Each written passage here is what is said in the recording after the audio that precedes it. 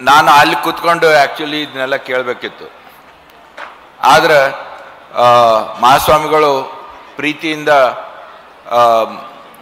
ನೀವು ಈ ವಿಷಯದ ಬಗ್ಗೆ 4 ಮಾತು ಮಾತಾಡ್ರಿ ಅಂತ ಹೇಳಿದರು. ಅದಕ್ಕೆ ನಾನು ನಿಮ್ಮೊಡನೆ ನನ್ನ ಕೆಲವು ವಿಚಾರಗಳನ್ನು ಹಂಚಿಕೊಳ್ಳಲಿಕ್ಕೆ ಪ್ರಯತ್ನ ಪಡ್ತೇನೆ. ನಾನು ಧಾರವಾಡದಲ್ಲಿ ಹುಟ್ಟಿ ಬೆಳೆದು ಅಲ್ಲಿ ಕಾಲೇಜು ವಿದ್ಯಾಭ್ಯಾಸ ಮಾಡಿ BSc ಮಾಡಿ ಆಮೇಲೆ ಹೊರಗಡೆ ಅಂದರೆ ಸುಮಾರು 52 ವರ್ಷ ಆಯಿತು ಕರ್ನಾಟಕದಿಂದ ಹೊರಗೋಗಿ. ಹೀಗಾಗಿ ನಾನು ಕನ್ನಡದೊಳಗೆ ಹೆಚ್ಚು ಕಡಿಮೆ ಆದರೆ ಸ್ವಲ್ಪ ತಾವು ಕ್ಷಮಿಸ್ಬೇಕು. ಆದರೂ ನಮ್ಮ ಧಾರವಾಡ ಕನ್ನಡದಾಗ ನಾನು ಮಾತಾಡ್ತೀನಿ. ಓಕೆ, ಅಷ್ಟಂತೂ ಬರ್ತದೆ.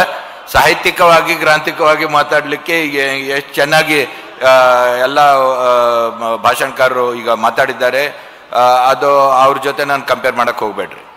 ಓಕೆ, ಇವತ್ತಿನ ವಿಷಯ ಶರಣ ಸಾಹಿತ್ಯ ಮತ್ತು ಸಮಾಜ ಅಂತ ಇದೆ.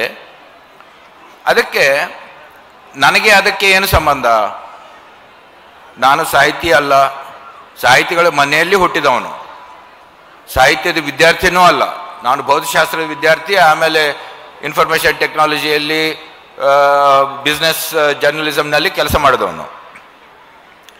ಅದಕ್ಕೆ ನಾನು ನನ್ನ ದೃಷ್ಟಿಕೋನದಿಂದ ಇದನ್ನು ನನಗೆ ತೋಚಿದ್ದು ಕೆಲವು ಮಾತುಗಳನ್ನು ನಿಮ್ಗೆ ಹೇಳ್ತೇನೆ.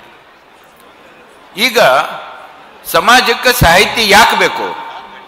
ಮೂಲಭೂತವಾದ ಪ್ರಶ್ನೆ. ಸಾಹಿತ್ಯ ಮತ್ತು ಸಮಾಜ, ಶರಣ ಸಾಹಿತ್ಯ ಮತ್ತು ಸಮಾಜ ಅಂತಿದೆ. ಆದರೆ ನಮ್ಗೆ ಸಾಹಿತ್ಯ ಯಾಕೆ ಬೇಕ್ರಿ? ನಮಗೆ ದುಡ್ಡು ಬೇಕು. ಶೇರ್ ಮಾರ್ಕೆಟ್ನಾಗ ಮೇಲೆ ಕೆಳಗೆ ಹೆಂಗೆ ಹೋಗ್ತೈತಿ ಅದನ್ನ ಹೇಳ್ರಿ. ಮತ್ತೆ ಯಾವ್ದಾರ ಹೊಸ ಸ್ಕೀಮ್ ಇದ್ರೆ ಅದ್ರ ಬಗ್ಗೆ ಹೇಳ್ರಿ. ಅಥವಾ ವಾಣಿಜ್ಯ ವ್ಯಾಪಾರ ಬಿಸ್ನೆಸ್ ಮಾಡೋದ್ರ ಬಗ್ಗೆ ಹೇಳ್ರಿ. ಒಳ್ಳೆ ನೌಕರಿ ಸಿಗೋದೇನೋ ಅಂತ ಏನಾದರೂ ಸಬ್ಜೆಕ್ಟ್ ಇದ್ರೆ ಕಾಮರ್ಸು ಮ್ಯಾನೇಜ್ಮೆಂಟು ಇದ್ರ ಬಗ್ಗೆ ಮಾತಾಡ್ರಿ. ಇಲ್ಲ ಅಂದ್ರೆ ಈಗ 21ನೇ ಶತಮಾನ ತಂತ್ರಜ್ಞಾನದ ಯುಗ ಅಂತೀವಿ, ಡಿಜಿಟಲ್ ಟೆಕ್ನಾಲಜಿ ಯುಗ ಅಂತೀವಿ, ಇದ್ರ ಬಗ್ಗೆ ಮಾತಾಡ್ರಿ, ಇದ್ರ ಬಗ್ಗೆ ಅಭ್ಯಾಸ ಮಾಡ್ರಿ, ಇದಕ್ಕಾಗಿ ದುಡೀರಿ. ಈ ಸಾಹಿತ್ಯ ಯಾಕೆ ಬೇಕ್ರಿ? ಇದೊಂದು ಪ್ರಶ್ನೆ. ಈ ಸಾಹಿತ್ಯದಿಂದ ನಮಗೇನು ಲಾಭ? ಅದಾದ್ಮೇಲೆ ಶರಣ ಸಾಹಿತ್ಯದ ಬಗ್ಗೆ ನೋಡೋಣ. ಮೊದಲು ಸಾಹಿತ್ಯದಿಂದ ನಮಗೇನು ಲಾಭ? ನನಗನ್ನಿಸ್ತದ ಮನುಷ್ಯ ಬರೇ, ಅದು ಎಲ್ಲರಿಗೂ ಗೊತ್ತದ, ಮನುಷ್ಯ ಬರೇ ಉಂಡು ಮಲಗಿ ಇರುವಂಥ ಒಂದು ಜೀವಿ ಅಲ್ಲ. ಅವನಿಗೊಂದು ಮನಸ್ಸು ಇದೆ, ಬುದ್ಧಿ ಇದೆ, ಪ್ರಜ್ಞೆ ಇದೆ.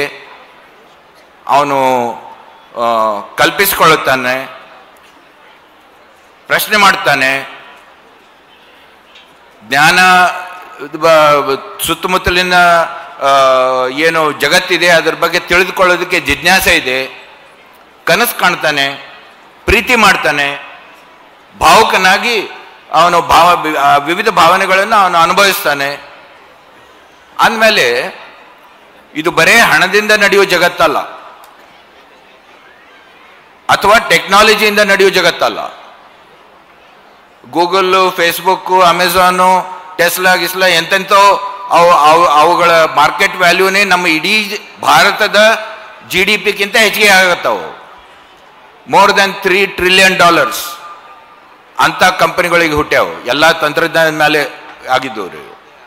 ಇವು ಸಿಮೆಂಟು ಸ್ಟೀಲ್ ಮಾಡುವಂಥ ಕಂಪನಿ ಅಲ್ಲ, ಇವು ತಂತ್ರಜ್ಞಾನದ ಕಂಪನಿಗಳು.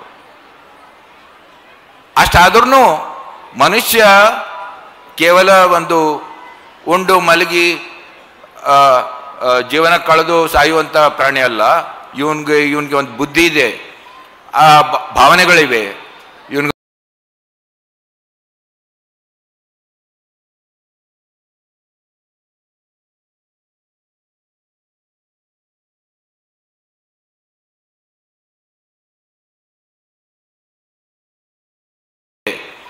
ಆ ಭಾವನೆಗಳಿವೆ.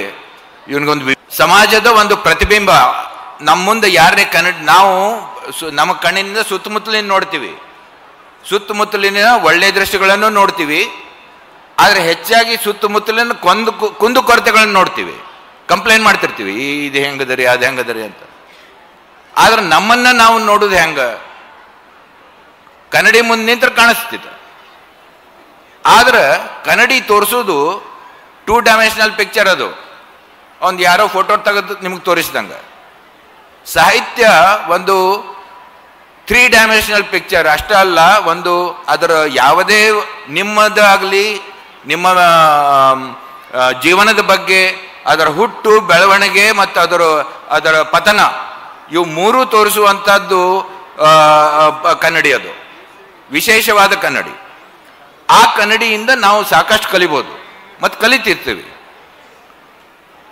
ಆಮೇಲೆ ಸಾಹಿತಿಗಳಿಗೆ ಅವ್ರಿಗೆ ನಾವು ದೃಷ್ಟಾರ ಅಂತ ಅನ್ಬೋದು. ಅಂದ್ರೆ ನಮ್ಗೆ ಏನು ಅದೃಶ್ಯ ಇದ್ದದ್ದನ್ನು ಸುಧಾ ಅವರು ದೃಶ್ಯವಾಗಿ ನಮ್ಮ ಕಣ್ಮುಂದಿಡ್ತಾರೆ. ಅವರು ಕವಿತೆಗಳ ಮೂಲಕ, ಕಾದಂಬರಿಗಳ ಮೂಲಕ, ನಾಟಕಗಳ ಮೂಲಕ ಅಥವಾ ವಿಚಾರ ಪ್ರಚೋದಕ ಸಂಶೋಧನೆಗಳ ಮೂಲಕ ವಿವಿಧ ರೀತಿಯಲ್ಲಿ ನಮ್ಮ ಮುಂದಿಡ್ತಾರೆ. ಸೊ ಇದರಿಂದ ನಮ್ಮ ಲೆವೆಲ್ ಏನಿರುತ್ತಲ್ಲ, ಪ್ರಜ್ಞೆಯ ಲೆವೆಲ್ಲು, ಅದು ಮೇಲಕ್ಕೆ ಹೇಳೋದಕ್ಕೆ ಒಂದು ಬಹುದೊಡ್ಡ ಸಹಾಯ ಆಗುತ್ತೆ. ಅಫ್ಕೋರ್ಸ್ ನಾವು ಮನನ, ಚಿಂತನ, ಧ್ಯಾನ ಮಾಡಬೇಕು. ಆದರೆ ಇದಕ್ಕೆ ಒಂದು ಪೋಷಕವಾಗಿ ಸಾಹಿತ್ಯ ನಮ್ಗೆ ಕೆಲಸ ಮಾಡುತ್ತೆ. ಇಂಥ ಸಾಹಿತ್ಯದಲ್ಲಿ ನಾವು ಕೇಳ್ತೀವಿ, ನಮ್ಗೆ ಕರ್ನಾಟಕದೊಳಗೆ ನಮ್ಗೆ ಸಿಕ್ಕದ್ದು, ನನಗೆ ಗೊತ್ತಿದ್ದ ಮಟ್ಟಿಗೆ ಪಂಡಿತರು ಹೇಳ್ತಾರೆ, ಕನ್ನಡ ಸಾಹಿತ್ಯದ ಪಂಡಿತರು ಏನಂದ್ರೆ ಮೊಟ್ಟ ಮೊದಲ ಗ್ರಂಥ ಅಂದ್ರೆ ಕವಿರಾಜ ಮಾರ್ಗ ಅಂತ, ಶ್ರೀ ವಿಜಯ ಬರೆದದ್ದು ಕವಿರಾಜ ಮಾರ್ಗ ಅಂತ. ಆ ಕವಿರಾಜ ಮಾರ್ಗದಲ್ಲಿ ಮತ್ತೆ ತಿಳಿದ ಕೆಲವು ಕವಿಗಳ ಹೆಸರುಗಳನ್ನು ಹೇಳೋಣ, ಆದ್ರೆ ಅವ್ರ ಕವಿತೆಗಳು ಅಥವಾ ಅವ್ರ ರಚನೆಗಳು ನಮ್ಗೆ ಸಿಕ್ಕಿಲ್ಲ. ಅದಕ್ಕೆ ಕವಿರಾಜ ಮಾರ್ಗ ನಮ್ಮ ಮೊಟ್ಟ ಮೊದಲು ಬುಕ್ ಅಂತೀವಿ. ಅದಾದ್ಮೇಲೆ ಆದಿಕವಿ ಪಂಪನ ವಿಕ್ರಮಾರ್ಜುನ ವಿಜಯ ಪಂಪ ಭಾರತ ಅಂತೀವಿ, ರನ್ನಂದು. ಆಮೇಲೆ ಇವು ಒಂದು ದೊಡ್ಡ ಸಾಹಿತ್ಯ ಪರಂಪರೆ ಬಂದದ. ಹರಿಹರ, ರಾಘವಾಂಕ, ಭೀಮಕವಿ, ಬಸವಪುರಾಣ ಬರೆದ ಭೀಮಕವಿ, ಪ್ರಭುಲಿಂಗ ಲೀಲೆ ಬರೆದ ಚಾಮರಸ, ನಿಜಗುಣ ಶಿವಯೋಗಗಳು, ಮುಪ್ಪಿನ ಷಡಕ್ಷರಿಗಳು, ಆಮೇಲೆ ಬರುವ ಮುದ್ದಣ, ಮತ್ತು ನಾನು ಕೆಲವೇ ಹೆಸರುಗಳನ್ನು ಹೇಳ್ತಾ ಇದ್ದೇನೆ. ಇದು ಒಂದು ದೊಡ್ಡ ಸಾಹಿತ್ಯ ಪರಂಪರೆ ಇದೆ. ಆದರೆ ಈ ಪರಂಪರೆಯಲ್ಲಿ ಒಂದು ವಿಶಿಷ್ಟವಾದ ಪರಂಪರೆ ಹುಟ್ಟಿದ್ದು ನನಗನ್ಸೋ ಮಟ್ಟಿಗೆ ಒಂದು ಕ್ರಾಂತಿಕಾರಿ ಸಾಹಿತ್ಯಿಕ ಚಳವಳಿ ಅಂತಲೂ ಅನ್ಬೋದು. ಅದಕ್ಕೆ ಬೇರೆ ಸಾಮಾಜಿಕ ಆಧ್ಯಾತ್ಮಿಕ ಆಯಾಮಗಳನ್ನು ತೆಗೆದಿಟ್ರು ಸಾಹಿತ್ಯಿಕವಾಗಿ ಒಂದು ಹೊಸ ರೂಪ, ಒಂದು ಹೊಸ ಫಾರ್ಮ್ ನಮಗೆ ಕೊಟ್ಟವರು ನಮ್ಮ ವಚನಕಾರರು, 12ನೇ ಶತಮಾನದ ವಚನಕಾರರು. ಆ ಎಷ್ಟು ಅದನ್ನು ಓದಿದ್ರೆ ಈಗ ನಮಗಿಷ್ಟು ಥ್ರಿಲ್ ಅನ್ನಿಸ್ತದೆ, ರೋಮಾಂಚನ ಆಗ್ತದೆ. ಯಾಕಂದ್ರೆ ಆ ಕಾಲದಾಗ ಬರ್ತಕ್ಕಂಥ, ನೀವು ಪಂಪನ ಓದ್ರಿ, ಬಹಳ ದೊಡ್ಡ ಕವಿ, ಆದ್ರೆ ಅದನ್ನ ಸಾಹಿತಿಗಳೇ ಅಥವಾ ಪಂಡಿತರೇ ಓದಬೇಕು. ಅದು ಪಂಡಿತರ ಸಲುವಾಗಿ ಬರ್ದದ್ದು. ಅದು ಚಂಪೂ ಕಾವ್ಯ, ರನ್ನಂದು ಓದ್ರಿ. ಇವನ್ ಆಮೇಲೆ ಹರಿಹರ ಅದನ್ನ ಸರಳೀಕರಣ ಮಾಡೋದಕ್ಕೆ ರಗಳೆ ಅಂತ ಶುರು ಮಾಡಿದ. ರಾಘವಾಂಕ, ಇವರೆಲ್ಲ ಬರೆದ್ರು, ದೊಡ್ಡ ದೊಡ್ಡ ಕಾವ್ಯಗಳನ್ನು ಬರೆದ್ರು. ಕುಮಾರವ್ಯಾಸ ಬರೆದ. ಆದ್ರೆ ನಮ್ಮ ವಚನಕಾರರು ಏನು ಒಂದು ಅತಿ ಸರಳ, ಸ್ಪಷ್ಟ ಮತ್ತು ಸಂಕ್ಷಿಪ್ತವಾಗಿ 4 ಲೈನು, 6 ಲೈನು, 8 ಲೈನ್ದೊಳಗೆ ಎಂತೆಂಥ ವಿಚಾರಗಳನ್ನು, ಅನುಭವಗಳನ್ನು ವಚನಗಳ ರೂಪದಲ್ಲಿ ನಮ್ಮ ಮುಂದಿಟ್ರು. ಇದು ಒಂದು ಸಾಹಿತ್ಯಿಕವಾಗಿಯೇ ಒಂದು ಕ್ರಾಂತಿ ಅನ್ಬೋದು.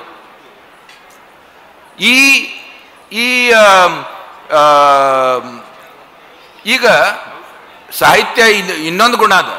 ಏನಂದ್ರೆ ನಾವು ಸಾಹಿತಿಗಳನ್ನ ಮತ್ತು ಸಾಹಿತ್ಯವನ್ನ ನೆನ್ಪಿಡ್ತೀವಿ, ತಲಾಂತರವಾಗಿ ನೆನ್ಪಿಡ್ತೀವಿ. ಅವ ಪಂಪ ಹೇಳ್ತಾರ, ಅವ ಅರಿಕೇಸರಿ ಅಂತ ಯಾವುದೋ ರಾಜಾಶ್ರಯದಾಗಿದ್ರಿ, ಅದಕ್ಕೆ ಆ ರಾಜಾನ್ನೇ ಹೀರೋ ಮಾಡಿ ಅವನ್ನ ಅರ್ಜುನ್ಗೆ ಹೋಲಿಸಿ ವಿಕ್ರಮಾರ್ಜುನ ವಿಜಯ ಬರ್ದ, ಅದು ಪಂಪ ಭಾರತ ಅಂತ ಹೆಸರಾತು ಅಂತ ನಾವು ಓದ್ತೀವಿ. ಆದರೆ ಈ ಅರಿಕೇಸರಿನ ಯಾರು ನೆನಪಿಸ್ತಾರ? ಇಷ್ಟು ಸಾವಿರಾರು ರಾಜರು, ಮಹಾರಾಜರು, ಶ್ರೀಮಂತರು, ಎಂತೆಂಥ ಮಂದಿ ಆಗಿ ಹೋದ್ರು. ಈಗಿನ 1200 ವರ್ಷದನ್ನ ನೋಡಿದ್ರ, 9ನೇ ನೃಪತುಂಗನ ಈ ಕವಿರಾಜ ಮಾರ್ಗದಿಂದ ಹಿಡ್ಕೊಂಡು ಇಲ್ಲಿವರೆಗೆ ಎಷ್ಟೆಷ್ಟೋ ರಾಜರಾಗಿ ಹೋದರು, ಎಷ್ಟೆಷ್ಟೋ ಶ್ರೀಮಂತರಾಗಿ ಹೋದರು, ಎಷ್ಟೆಷ್ಟೋ ಶೂರರು, ವೀರರು ಆಗಿ ಹೋದರು. ನಮಗೆ ಏನೋ 4 ಟೆಕ್ಸ್ಟ್ ಬುಕ್ನಾಗ ಹೆಸರು ಬರ್ತಾವೆ ಅಷ್ಟ. ಪುಲಕೇಶಿ ಆಗೋದ್ರಿ, ಅವ ಇದ್ರಿ ಅಂತ. ಆದ್ರೆ ನಾವು ಕವಿಗಳನ್ನು ನೆನ್ಪಿಡ್ತೀವಿ, ಸಾಹಿತಿಗಳನ್ನು ನೆನ್ಪಿಡ್ತೀವಿ. ಯಾಕಂದ್ರೆ ಅವ್ರು ಕೊಟ್ಟ ಕೃತಿಗಳು ಅಮರ. ಅಂದ್ರೆ ನಮಗೆ ಇನ್ನೂ ಎಷ್ಟೋ ಶತಮಾನಗಳ ನಂತರವೂ ಅದರಿಂದ ನಾವು ಎಷ್ಟೋ ಕಲಿಯುವಂಥದ್ದು ಇರ್ತದೆ. ಆದ್ದರಿಂದ ಇದು ಸಾಹಿತ್ಯ ಒಂದು ಅಮರ ಕೃತಿ, ಅಮರತ್ವ ಇದೆ ಸಾಹಿತ್ಯದಲ್ಲಿ. ಆಮೇಲೆ ಈಗ ನೋಡ್ರಿ, ಈ ಪಂಪನ್ ಎಷ್ಟು ಮಂದಿ ಓದ್ತಾರ, ರಾಘವಾಂಕನ್ ಎಷ್ಟು ಮಂದಿ ಓದ್ತಾರ, ಇವನ್ ಬೇಂದ್ರೆ, ಕುವೆಂಪು ಅಥವಾ ನಮ್ಮ ತಂದೆ ಶಿವರುದ್ರಪ್ಪ, ಚನ್ನವೀರ ಕಣ್ವಿ, ಉಳಿದವರು ಇಂಥ ಕವಿಗಳ ಎಷ್ಟು ಮಂದಿ ಓದ್ತಾರ? ಏನು ಕಾಲೇಜ್ಗೆ ಹೋಗೋರು, MA ಮಾಡೋರು, ಅಂಥವ್ರು ಈ ಸಾಹಿತ್ಯ, ಅದು ಕನ್ನಡ ಸಾಹಿತ್ಯ ಒಲವಿದ್ದವರು ಅಂಥವ್ರು ಓದ್ತಾರೆ. ಆದ್ರೆ ಮನೆಯೊಳಗೆ ಕರ್ನಾಟಕದಾಗಲಿ ಮತ್ತು ಅಷ್ಟೇ ಅಲ್ಲ ಸುತ್ತಮುತ್ತಲಿನ ರಾಜ್ಯಗಳಲ್ಲಿ ಆದರೂ ಈ ವಚನಕಾರರ ವಚನಗಳನ್ನು ಅಟ್ಲೀಸ್ಟ್ 2-3 ಆದರೂ ಹುಡುಗರು ಕಲಿತಾರ, ನೆನಪಿಡ್ತಾರ, ಹಿರಿಯರು ಹೇಳ್ತಾರ, ಕೋಟ್ ಮಾಡ್ತಾರ. ಇದು ಹೆಂಗಾತು ಅಂದಮೇಲೆ ಆ್ಯಕ್ಚುಲಿ ಜನರ ಜೀವನದಲ್ಲಿ ಅವರ ಸ್ಮೃತಿಯಲ್ಲಿ ಹಾಸು ಹೊಕ್ಕಾದ ಸಾಹಿತ್ಯ ಅಂದ್ರೆ ವಚನಕಾರ ಸಾಹಿತ್ಯ ಅಂತ ಹೇಳ್ಬೋದು ನಾವು. ಅದೇ ರೀತಿ ಆಮೇಲೆ ಬಂದ ದಾಸ ಸಾಹಿತ್ಯದ್ದು ಆಗಿದೆ.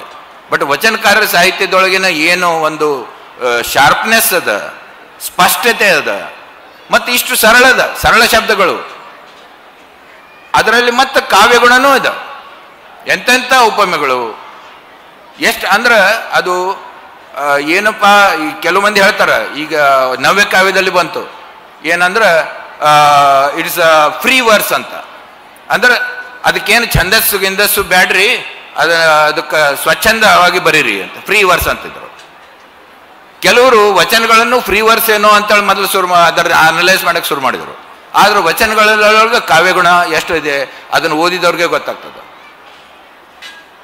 ಅಂದ್ರೆ ಇದು ಶ್ರೇಷ್ಠ ಸಾಹಿತ್ಯನೂ ಹೌದು, ಜನರ ಲಕ್ಷಾಂತರ ಕೋಟ್ಯಾಂತರ ಜನರ ಹೃದಯಕ್ಕೆ, ಅವರ ಸ್ಮೃತಿಗೆ, ಅವರು ಹಾಡುವುದಕ್ಕೆ, ಅವರು ನೆನಪಿಡುವುದಕ್ಕೆ, ಅವ್ರು ಕೋಟ್ ಮಾಡುವಂಥ ಸಾಹಿತ್ಯ ಅಂದ್ರೆ ವಚನಕಾರರ ಸಾಹಿತ್ಯ ಅಂತ. ಇದು ಒಂದು ರೀತಿ ಅದ್ವಿತೀಯ ಸಾಹಿತ್ಯ ಅಂತ ನನಗನ್ನಿಸ್ತದೆ. ಆಮೇಲೆ ನಾನು ವಿಜ್ಞಾನಿಯಾಗಿ ವೈಜ್ಞಾನಿಕ ಶಿಕ್ಷಣ ಪಡೆದು ನನಗೆ ಅಟ್ರಾಕ್ಟ್ ಆಗಿದ್ದು ಈ ವಚನಕಾರ ಸಾಹಿತ್ಯದೊಳಗಿನ ಕೆಲವು ಗುಣಗಳನ್ನು ನಿಮ್ಮ ಮುಂದಿಡ್ತೇನೆ. ಎಲ್ಲಕ್ಕಿಂತ ಮುಖ್ಯವಾಗಿ ನನಗೆ ಅಟ್ರಾಕ್ಟ್ ಮಾಡಿದ್ದಂದ್ರೆ ಅವರಲ್ಲಿರುವ ವೈಚಾರಿಕತೆ. ವೈಚಾರಿಕತೆ ಅಂದ್ರೆ ಏನು? ವೈಚಾರಿಕೆ ಅದರ ಹಲವು ಗುಣಗಳಿವೆ. ಒಂದು, ಯಾವುದನ್ನು ನೀವು ಇದೇ ಸತ್ಯ ಅಂತ ಯಾರೋ ಹೇಳ್ಯಾರ ಅಂತ ನೀವು ತಿಳ್ಕೊಬೇಡ್ರಿ, ಅದನ್ನು ಒಪ್ಕೋಬೇಡ್ರಿ, ಅದನ್ನು ನೀವು ಹೊರಗಲಿಗೆ ಹಚ್ಚಿರಿ, ಅದನ್ನು ಕ್ವೆಶ್ಚನ್ ಮಾಡ್ರಿ.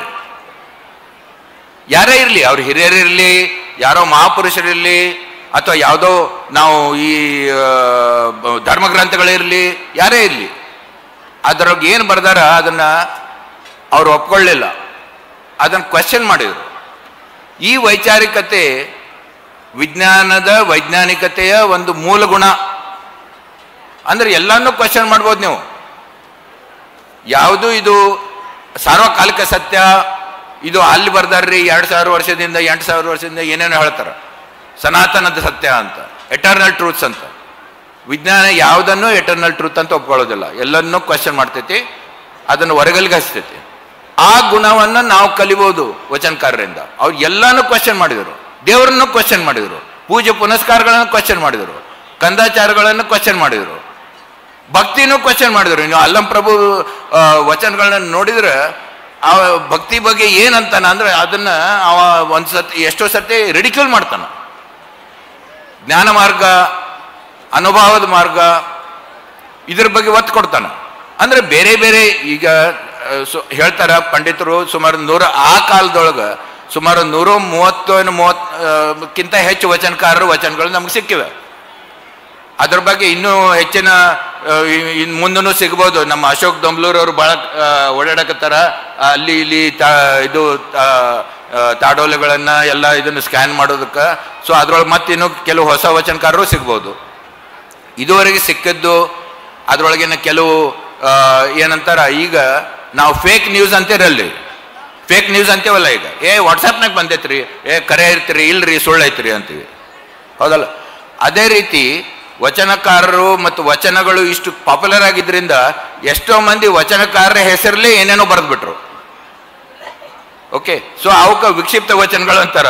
ಸೊ ಅಂಥವನ್ನೆಲ್ಲ ಜೋಳು ಕಾಳುಗಳನ್ನ ಬದಿಗಿರಿಸಿ ಯಾವ್ದು ಗಟ್ಟಿ ಕಾಳದ, ಯಾವುದು ಒಂಥರದ ಅದರ ಕನ್ಸಿಸ್ಟೆನ್ಸ್ ಅದ, ಇದು ಕರೇನ ಬಸವಣ್ಣವ್ರ ವಚನನೋ ಅಲ್ಲೋ ಅಂತೇಳಿ ಅಂತ ಎಲ್ಲ ಹೊರಗಲ್ಲಿಗೆ ಸುಮಾರು 100 ವರ್ಷದಿಂದ 100 ವರ್ಷಕ್ಕಿಂತ ಹೆಚ್ಚು ನಮ್ಮ ಕನ್ನಡ ಸಾಹಿತ್ಯದ ಅನೇಕ ಪಂಡಿತರು ಅದ್ರ ಬಗ್ಗೆ ವಿಚಾರಿಸಿ ಚರ್ಚೆ ಮಾಡಿ ಜಗಳ ಮಾಡಿ ಎಲ್ಲ ಮಾಡಿ ಕೊನೆಗೆ ಒಂದು ರೀತಿ ಎಕ್ಸೆಪ್ಟೆಡ್ ಇವು ಅಂತ ಅಂದ್ರೆ 12,000 ವಚನಗಳನ್ನು ಈಗ ನಮ್ಮ ಮುಂದಿಟ್ಟಾರ ಬಸವ ಯುಗದ್ದು.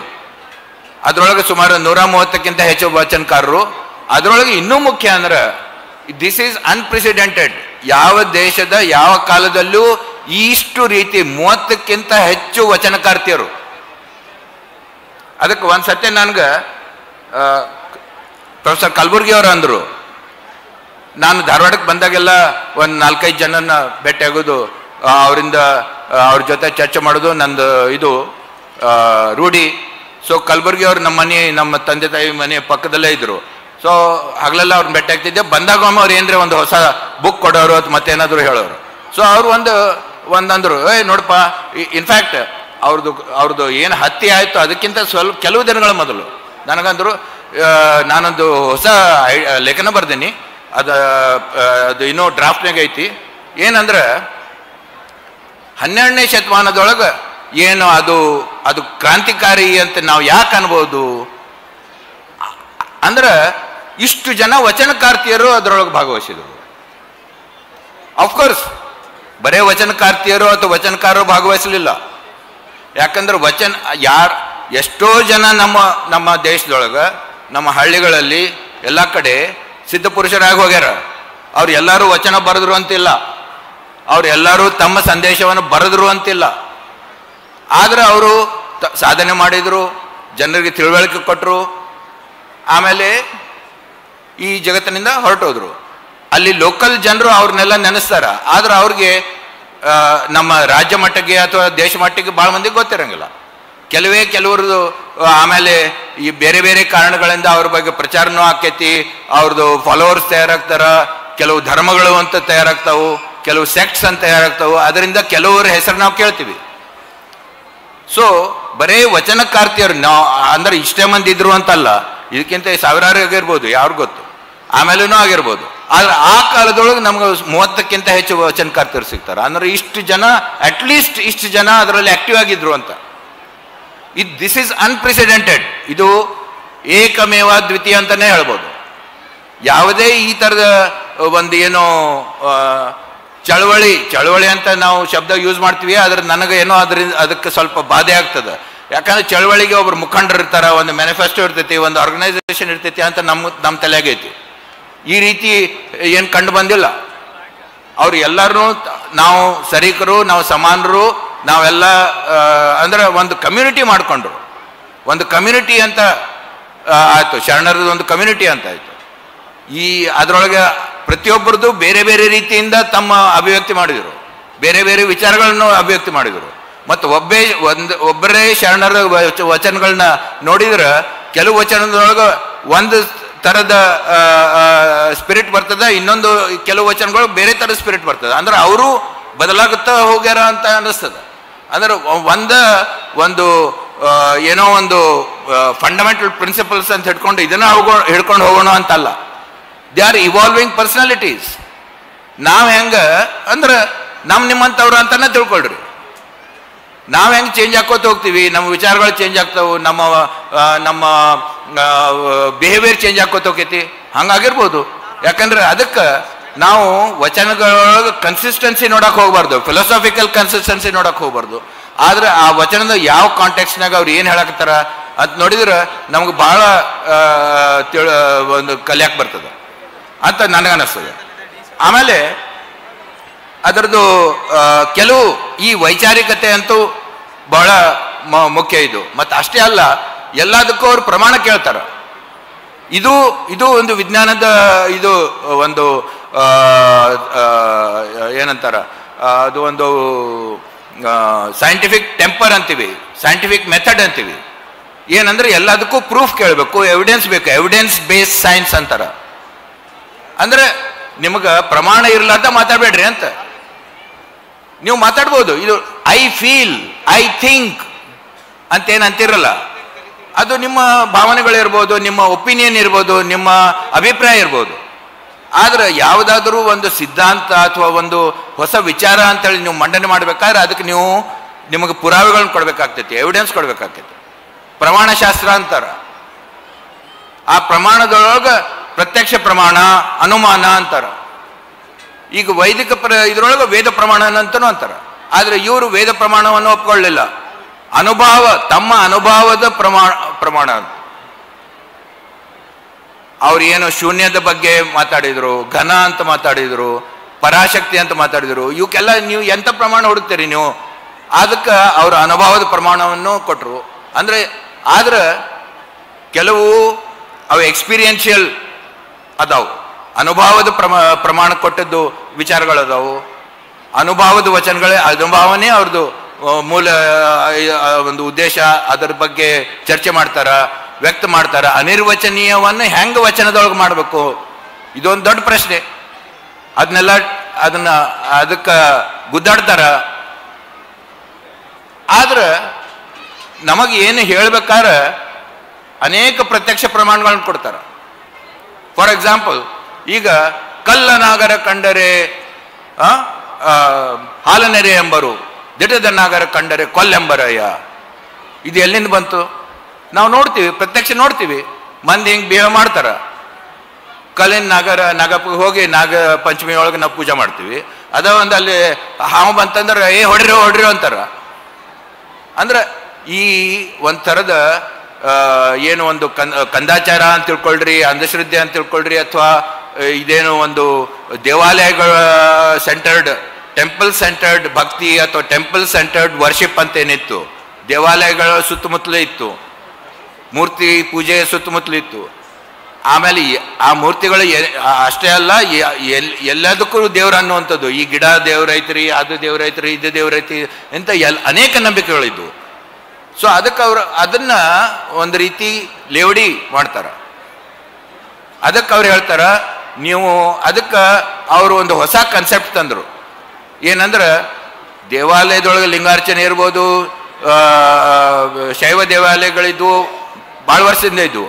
ಆದ್ರೆ ಇವ್ರಂದ್ರು, ನೀವು ನಿಮ್ಮೊಳಗಿನ ಏನು ನಿಮ್ಮ ಅರಿವು, ನಿಮ್ಮ ಜ್ಞಾನ, ಒಂಥರದ ಜ್ಞಾನ ಯೋಗ ಅಂತನ್ರಿ, ಶಿವಯೋಗ ಅನ್ರಿ, ಅದನ್ನ ಅವರು ಒಂದು ಚಿನ್ನ ಕೊಟ್ಟು, ಇಷ್ಟಲಿಂಗ ಅನ್ನೋ ಒಂದು ಚಿನ್ನ ಕೊಟ್ಟು, ಇದನ್ನ ಹಿಡ್ಕೊಂಡು ನೀವು ಧ್ಯಾನ ಮಾಡ್ರಿ, ಇದನ್ನ ಹಿಡ್ಕೊಂಡು ನಿಮ್ಮ ಜೀವನದ ಬಗ್ಗೆ, ನಿಮ್ಮ ಸುತ್ತಮುತ್ತಲಿನ ಬಗ್ಗೆ, ಅಥವಾ ಏನು ನಿಮ್ಗೆ ಯಾವ ಪ್ರಶ್ನೆಗಳು ನಿಮ್ಗೆ ಕಾಡ್ತಾವು ಅದ್ರ ಬಗ್ಗೆ ಚಿಂತನೆ ಮಾಡ್ರಿ, ಮಂಥನ ಮಾಡ್ರಿ, ಮನನ ಮಾಡ್ರಿ, ಧ್ಯಾನ ಮಾಡ್ರಿ. ನೀವು ಎಷ್ಟು ಅದರ ಮೇಲೆ ಇಷ್ಟು ಅಲ್ಲಂ ಪ್ರಭುಗಳು ಅದರ ಬಗ್ಗೆ ಇಷ್ಟು ಲೇವಡಿ ಮಾಡ್ತಾರ, ಇವನ್ ಸಿದ್ದರಾಮ ಅದರ ಬಗ್ಗೆ ಎಷ್ಟು ಲೇವಡಿ ಮಾಡ್ತಾರ. ಅಂದ್ರೆ ಒಂಥರ ನೀವು ಫಾಲ್ಸ್ ಅಂದ್ರೆ ಮಂದಿಗೆ ತೋರಿಸೋ ಸಲುವಾಗಿ ತೋರಿಕೆ ಭಕ್ತಿ, ನಾ ಇಷ್ಟು ಪೂಜೆ ಮಾಡಿದೆ, ಇಷ್ಟು ಹೂ ಕೊಟ್ಟೆ, ಇಷ್ಟು ಇದನ್ನ ಮಾಡಿದೆ ಅಂತ, ಇಷ್ಟು ಭವ್ಯವಾಗಿ ನಾನು ಪೂಜೆ ಮಾಡಿದೆ ಅನ್ನೋದಕ್ಕಿಂತ ನೀವು ಎಷ್ಟು ಧ್ಯಾನ ಮಾಡಿದ್ರಿ, ನೀವು ಎಷ್ಟು ಶುದ್ಧರಾಗಿ ಹೊರಗೆ ಬಂದ್ರಿ, ಇದರ ಬಗ್ಗೆ ಅವರು ನಮಗೆಲ್ಲ ಕಲಿಸಿದರು. ಅಂದ್ರೆ ಒಂದು ರೀತಿಯಿಂದ ಅದು ಒಂದು ಆಗಿನ ಟೆಂಪಲ್ ಸೆಂಟರ್ಡ್ ಏನು ಒಂದು ಸಿಸ್ಟಮ್ ತಯಾರಾಗಿತ್ತು, ಅದಕ್ಕೆ ವಿರೋಧವಾಗಿ ಇವರು ನಿಮ್ಗೆ ಎಲ್ಲಿ ಹೋಗ್ತೀರಿ ಅಲ್ಲಿ ದೇವ್ರದಾರ್ರಿ, ಜಗದಾಗಲ್ಲ ಮುಗಿದಾಗಲ್ಲ ಅಂದ್ರ ಎಲ್ಲ ಕಡೆ ದೇವ್ರದಾರ, ಎಲ್ಲ ಕಡೆ ದೇವ್ರದಾರ ಅಂದ್ಮೇಲೆ ಇಲ್ಲೇ ದೇವ್ರದಾರ, ಅಥವಾ ಇದ ತೀರ್ಥದೊಳಗೆ ದೇವ್ರದಾರ, ಇದ ಕ್ಷೇತ್ರದೊಳಗೆ ದೇವ್ರದಾರ ಅಂತ ಯಾಕಂತೀರಿ. ಅಂದಮೇಲೆ ನೀವು ಎಲ್ಲಾದ್ರೂ ಕೂತ್ಕೊಂಡು ನಿಮ್ಮ ಧ್ಯಾನ ಮಾಡೋದಕ್ಕೆ, ನಿಮ್ಮ ಏಕಾಗ್ರತೆ ಅಚೀವ್ ಮಾಡೋದ್ರ ಸಲುವಾಗಿ ನಿಮ್ಮ ಕೈಯಲ್ಲಿ ಒಂದು ಚಿನ್ನ ಕೊಟ್ಟರು, ಇಷ್ಟಲಿಂಗ ಅಂತ. ಸೊ ಇವೆಲ್ಲ ಒಂದು ರೀತಿಯಿಂದ ಅನ್ಪ್ರೆಸಿಡೆಂಟೆಡ್, ಈ ರೀತಿ ಇವು ಒಂದು ಕ್ರಾಂತಿಕಾರಿ, ಆಧ್ಯಾತ್ಮಿಕವಾಗಿದ್ರೂ ಕ್ರಾಂತಿಕಾರಿ ವಿಚಾರಗಳು ಅಂತ ಅನಿಸ್ತದೆ. ಆಮೇಲೆ ಅದಕ್ಕೆ ಅಷ್ಟೇ ಅಲ್ಲ, ಇದು ಯಾರಾದರೂ ಸಾಧಿಸ್ಬೋದು. ನೀವು ಯಾವುದೇ ಕೆಲಸ ಮಾಡೋರು ಇರ್ಬೋದು, ನೀವು ಕೆಲಸ ನಿಮ್ಮ ಕಾಯಕ ಏನದ, ನಿಮ್ಮ ಕಾಯಕ ಏನದ ಅದೇ ಪೂಜೆ ಅಂತನೂ ತಿಳ್ಕೊಬೋದು. ಯಾಕಂದ್ರೆ ಬಹಳ ಮಂದಿ ಶ್ರಮಿಕರಿಗೆ ಇದು ಅಂತೂ ಅನ್ಪ್ರೆಸಿಡೆಂಟೆಡ್. ಭಕ್ತಿ ನಮ್ಮಲ್ಲಿ ಸಾಕಷ್ಟು ಸಂಪ್ರದಾಯ ದೇಶದಲ್ಲಿ ಬೇರೆ ಬೇರೆ ಕಡೆ ಬೇರೆ ಬೇರೆ ಶತಮಾನದಲ್ಲಿ ಬಂದಿದೆ ಭಕ್ತಿ ಅನ್ನೋದು. ಆದರೆ ಶ್ರಮಿಕರು ಯಾರಿಗೆ ಪೂಜೆ ಮಾಡೋದಕ್ಕೆ ಧ್ಯಾನ ಮಾಡೋದಕ್ಕೂ ಟೈಮ್ ಇಲ್ಲ, ಅವ್ರಿಗೆ ನಿನ್ನ ಕಾಯಕನ ನಮ್ಮ ಇದು ಪೂಜೆ ಅಂತ, ಇದರಿಂದನೇ ನಾವು ಕೈಲಾಸ ಕಾಣ್ತೀವಿ ಅಂತ. ಇದು ಅಗೇನ್ ಅಂದ್ರೆ ಶ್ರಮಿಕರಿಗೆ ಒಂದು ಅವ್ರಿಗೂ ಒಂದು ಆಧ್ಯಾತ್ಮದ್ದು ಅರಿವನ್ನು ಪಡೆಯೋದು ಒಂದು ದಾರಿ ತೋರಿಸಿದ್ರು. ಅದ್ರ ಸಲುವಾಗಿ ಬರೇ ಟೈಮ್ ಇದ್ದವರು, ನಮಗೆ ಟೈಮ್ ಇಲ್ರಿ, ಟೈಮ್ ಇದ್ದವ್ರು ಅಷ್ಟೇ ಪೂಜೆ ಮಾಡ್ಬೋದು, ಧ್ಯಾನ ಮಾಡ್ಬೋದು, ಚರ್ಚೆ ಮಾಡ್ಬೋದು, ಅಲ್ಲ ಹೌದಲ್ಲ? That is actually one luxury. ಅದು ಎಲ್ಲರಿಗೂ ಇರೋಂಗಿಲ್ಲ, ಶ್ರಮಜೀವಿಗಳಿಗೆ ಇರೋಂಗಿಲ್ಲ. ಅವ್ರು ಎಷ್ಟು 8 ತಾಸು 10 ತಾಸು 12 ತಾಸು ದುಡಿದು ಸ್ವಲ್ಪ ರೆಸ್ಟ್ ತೊಗೊಂಡು ಚೇತರಿಸ್ಕೊಂಡು ಮತ್ತೆ ಮರುದಿವ್ಸ ಇದಕ್ಕೂ ಅಂಥ ದುಡಿತದೊಳಗೆ ಅವ್ರು ಏನು ಕೆಲಸ ಮಾಡ್ತಿದ್ರು ಅದ ಒಂದು ರೀತಿ ಪೂಜೆ ಅಂತೇಳಿ ಒಂದು ಏನು ಒಂದು ವಿಚಾರವನ್ನು ಕೊಟ್ಟರು. ಅದು ಅಗೇನ್ ಇದು ಒಂದು ಅವ್ರ ವೈಶಿಷ್ಟ್ಯತೆ. ಇದು ಭಕ್ತಿ ಪಂಥದ ಭಕ್ತಿ ಬೇರೆ ಬೇರೆ ಆಯಾಮಗಳು ಎಲ್ಲೆಲ್ಲಿ ನಮ್ಮ ದೇಶದಲ್ಲಿ ಬೇರೆ ಬೇರೆ ಶತಮಾನದಲ್ಲಿ ಬಂದಿವೆ. ಅದರಲ್ಲಿ ಈ ಕನ್ಸೆಪ್ಟ್ ನಾವು ನೋಡೋಲ್ಲ, ಇದು ವಚನಕಾರರಲ್ಲಿ ನಾವು ನೋಡ್ತೀವಿ. ಅದೇ ರೀತಿ ಅವ್ರು ಇನ್ನೊಂದು ಅಂದರು, ನಮ್ಮ ಎಲ್ಲರೊಳಗೂ ಅಂದ್ರೆ ನಮ್ಗೆಲ್ಲರಿಗೂ ಹಕ್ಕದ ಅಂತ. ದೇವನೊಬ್ಬ ನಾಮ ಹಲವು ಅಂದಮೇಲೆ ಅದನ್ನ ಅವ್ರು ಆ್ಯಕ್ಚುಲಿ ಇಂಪ್ಲಿಮೆಂಟ್ ಮಾಡಿದರು. ಅದಕ್ಕೆ ಪ್ರತಿಯೊಬ್ಬ ವಚನಕಾರರು ತಮ್ಮ ಪ್ರೀತಿಯ ಹೆಸರನ್ನಿಟ್ಟರು ದೇವರಿಗೆ. ಕೂಡಲ ಸಂಗಮ ದೇವ, ಚನ್ನಮಲ್ಲಿಕಾರ್ಜುನ, ಕಪಿಲ ಸಿದ್ಧ ಮಲ್ಲಿಕಾರ್ಜುನ, ಗುಹೇಶ್ವರ. ಅಂದ್ರೆ ಆ್ಯಕ್ಚುಲಿ ಬರೇ ಆ್ಯಸ್ ಎ ಥಿಯರಿ ಅಂತ ಹೇಳಲಿಲ್ಲ. ಅಂದ್ರೆ ದೇವರಿಗೆ ನೀವು ಏನಾದರೂ ನಿಮಗೆ ಯಾವ ಪ್ರಿಯ ಹೆಸರೈತಿ ಆ ಹೆಸರಲ್ಲೇ ಕರೀರಿ, ನಡೀತದ, ಅದರಿಂದ ಏನೂ ತೊಂದರೆ ಇಲ್ಲ. ಆದ್ರೆ ನಿಮ್ಮ ಜೀವನದ ಬಗ್ಗೆ ನಿಮಗೇನು ಆಧ್ಯಾತ್ಮಿಕ ಪ್ರಶ್ನೆಗಳ ಅದ್ರ ಬಗ್ಗೆ ಚಿಂತನೆ ಮಾಡ್ರಿ, ಅದು ಮುಖ್ಯ ಅಂತ. ಆದ್ರಿಂದ ಅದರಲ್ಲಿ ಸಮಾನತೆ, ಅದರಲ್ಲಿ ಎಲ್ಲರೂ ಒಂದ. ಆದ್ರೆ ಆವಾಗಿನ ಸಮಾಜದೊಳಗೆ ಏನಂತಿದ್ರು, ಬಾಯಲ್ಲಿ ಹೇಳೋದಕ್ಕೆ ಅದ್ವೈತ ಹೇಳ್ತಿದ್ರು. ಎಲ್ಲರೊಳಗೂ ಆತ್ಮದರಿ, ನಾವೆಲ್ಲ ಬ್ರಹ್ಮದ ಒಂದು ತುಂಡುಗಳರಿ ಅಂತ ಹೇಳ್ತಿದ್ರು. ಆದ್ರೆ ಜಾತಿ ವ್ಯವಸ್ಥೆ, ಗಂಡು ಹೆಣ್ಣುಗಳೊಳಗೆ ಭೇದ ಭಾವ, ಜಾತಿ ಭೇದ ಭಾವ ಇವೆಲ್ಲ ತುಂಬಿತ್ತು. ಅದಕ್ಕೆ ಇವರು ಅವ್ರಿಗೆ ವಾಗದ್ವೈತಿಗಳು ಅಂತ ಹೊಸ ಶಬ್ದ ಹಿಡಿದ್ರು. ನೀವು ಬರೀ ಮಾತಾಡಕ್ಕೆ ಅದ್ವೈತ ಮಾತಾಡ್ತೀರಿ ಅಂತ. ಸೊ ಇಂಥವೆಲ್ಲ ಅನೇಕ ಅವರೇನು ವಿಚಾರಗಳನ್ನು ಮುಂದಿಟ್ಟರು. ಆ ವಿಚಾರಗಳು 21ನೇ ಶತಮಾನದಾಗೂ ಅವರು 900 ವರ್ಷದ ಹಿಂದೆ ಈ ವಿಚಾರಗಳನ್ನು ಮುಂದಿಟ್ರು they are still very relevant and something which will elevate us ಅಂತ ನನಗನ್ನಿಸ್ತೈತಿ. ಇಷ್ಟು ಮಾತುಗಳನ್ನು ಹೇಳಿ ನಾನು